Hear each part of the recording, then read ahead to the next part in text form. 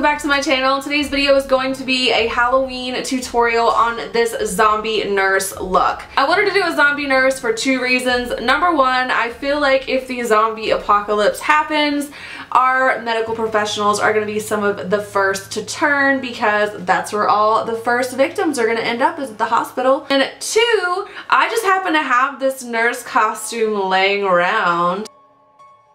I thought I would purpose it and throw it into this look. The great thing about zombie makeup is you don't even need a costume to make it work. You can do your face all gross and gnarly and then wear it with whatever you want and it'll be super convincing. But you see zombie everything nowadays. You see zombie Lady Gaga and zombie plumbers and zombie Teletubbies. Like, everything is zombified and I heart it crazy mad.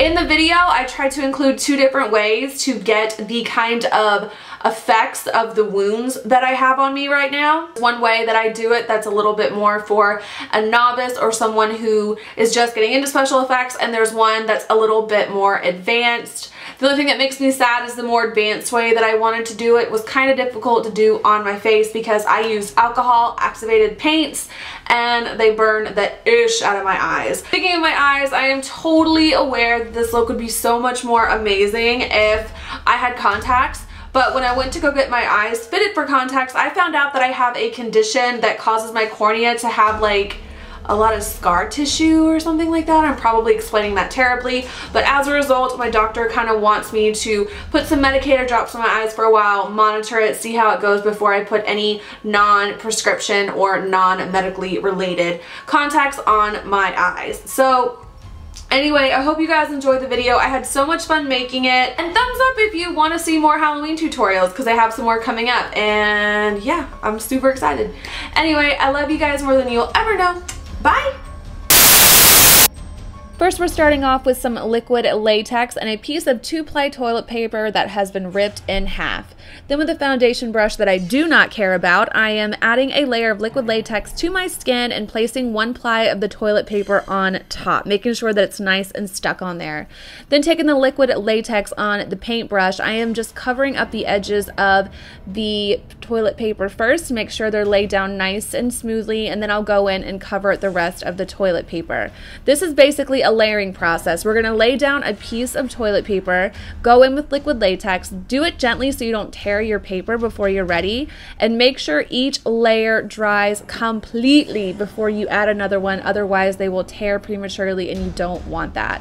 Just take your time, add layers, work in sections. I think I did about 6 or 7 different layers of the toilet paper on my neck on this particular day, and then I took a little bit of the liquid latex and lightly ran it along the edges of my skin just to kind of help it blend more into the fake skin and make it look more attached to my real skin. Then I took a foundation a lot lighter than my skin tone. I think this is like 5 shades lighter than me, even though my sunless tan is busted right now and I don't even know what color I am. And I'm just running it all over my skin to make it look a little bit more blended in with the fake skin. And then taking a spatula, you can use tweezers, you can use scissors, whatever you want, start tearing a hole in that wound, but be very careful because you could stab yourself. And although it might look really cool for this particular thing that we're doing, it would probably hurt. You can tear this as big as you want, as mangled as you want, but what I decided to do is tear a big hole and then redo the process inside of the wound with the toilet paper and latex. This is going to create more texture inside the wound and make it look a lot more gnarly. If a zombie bit me, it wouldn't just be a clean wound, there'd be lots of torn flesh inside of it. Then taking a cosmetic spun and tearing some holes in it with tweezers, I'm going in with my Ben Nye Bruise wheel, and I'm going to start off with the yellow color in the center of the wheel, and I'm going to stipple this all over the area around my neck, taking it pretty far out. This is going to create the illusion of torn flesh, bruised, infected flesh around my wound. I really like the effect of layering yellows and greens around wounds. It looks super, super cool, but you can skip it.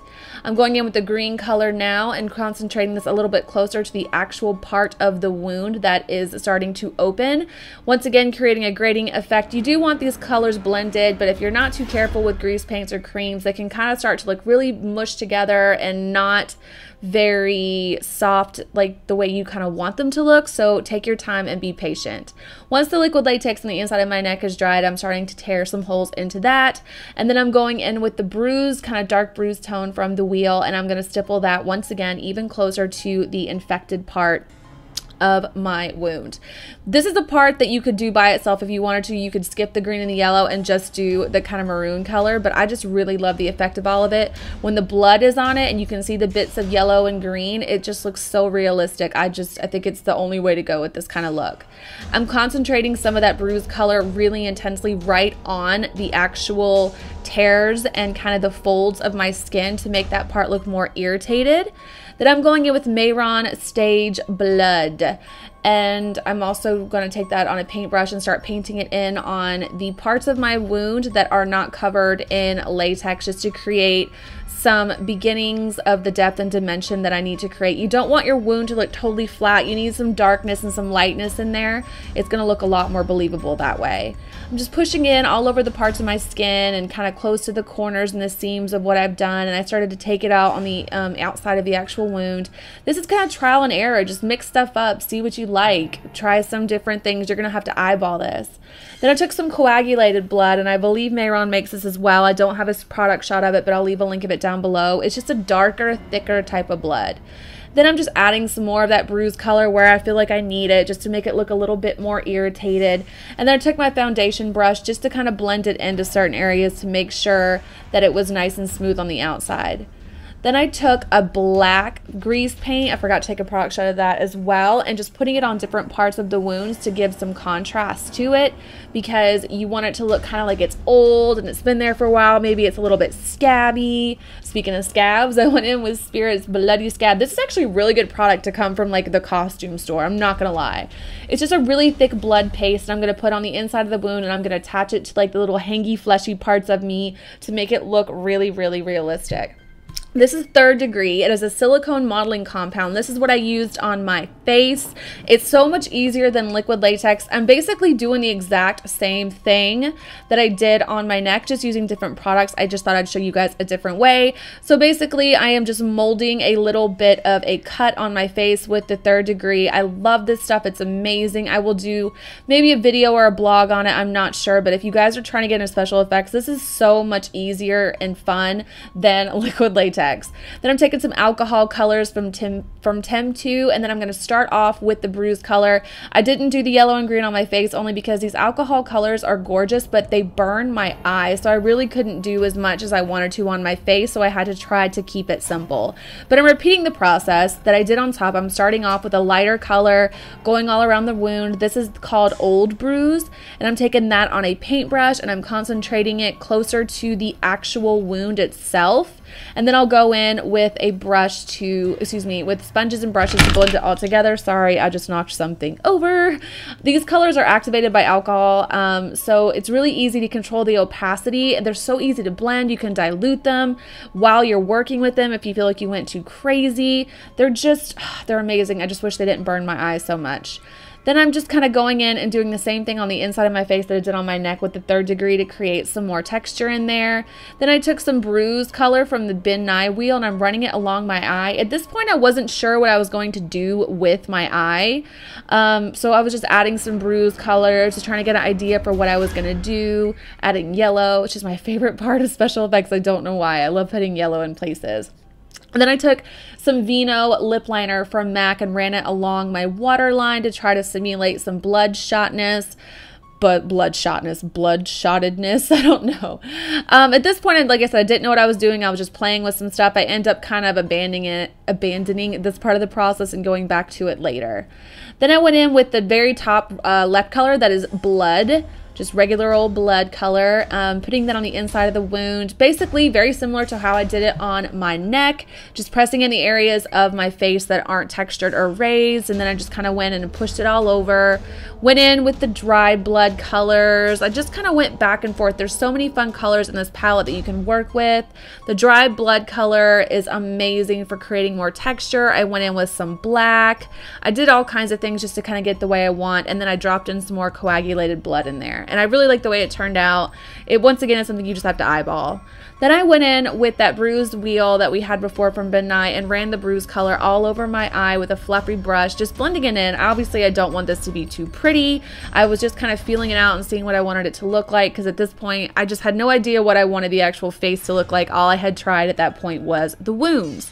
Then I took this brown color from Makeup Forever. I think it's number 23. I'll leave that information down below. And I'm just going over that purple color, just kind of running it around, trying to create a sunken in kind of dark circle effect, deepening it up with Carbon from MAC closer to the lash line. There really is no rhyme or reason to this color combination. I just threw colors in where I thought that they looked okay. I think I was just disappointed I wasn't going to have contacts, so I wasn't even really going for it much with the eyes. But as you see what I'm doing, blending and adding and blending and adding. Before I finished, I actually went in and darkened up my eyes a lot more than you will see here in this section of the video. I just forgot to record that part. So if it looks like my eyes are darker in other parts of the video, they are. So just work with it, kind of figure out the intensity you want until you're happy with the overall look of it. Then I took Omega from MAC as a contouring shade, just to kind of bring some ashiness to the skin and bring back some structure. I have so many kind of wounds on my face that I looked all mushed together, so this just kind of helped, you know, oh my goodness, that kind of helped, excuse me, with the dead looking process of this. You can use eyeshadows, you can use bronzers, whatever you want to use. I just like this color the most for it, and I'm gonna run it along my nose just to kind of tie it in with the rest of my face. At this point, I covered myself in blood. I didn't include that. I didn't feel like it was necessary. But then I just ran some of the bruise wheel colors over my mouth to simulate kind of blood and irritation. And then I went in with different kinds of bloods and built it up and just kind of got it to where I wanted it to be. But yeah, I hope you guys enjoyed this tutorial. I can't wait to bring some more out for you guys. I love you more than you will ever know. Bye!